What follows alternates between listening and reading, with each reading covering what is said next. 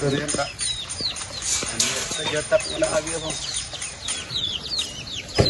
còn mồi không sao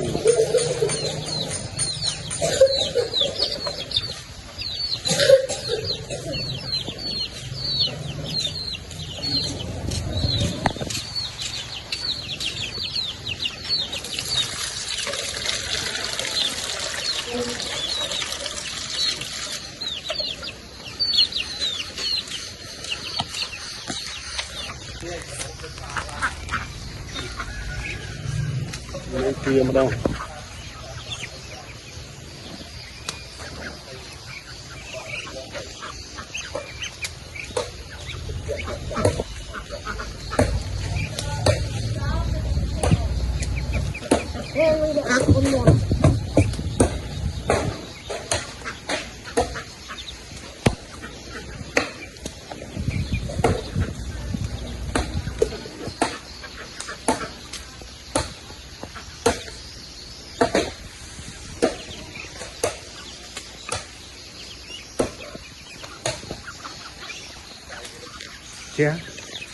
che thực che cháu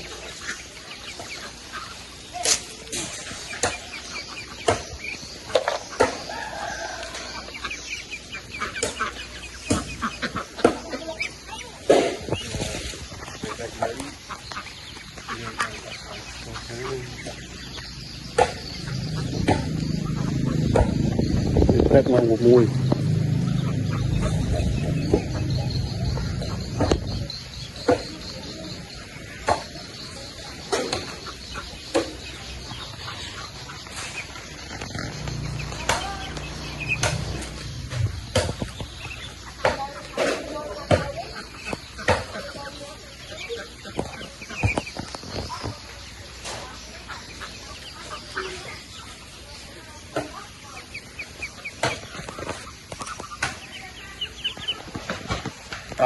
từ đây món tia hãy riêng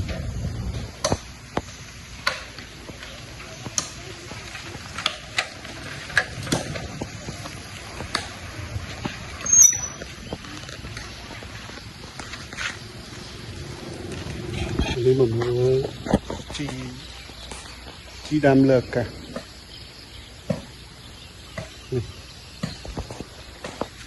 bây giờ mặt từ vua dân thế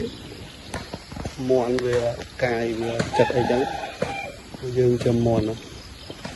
chúng ta có làm lên hơi thành khạc hàng cống con miền này hàng cống sơ bằng floor mòn chặt off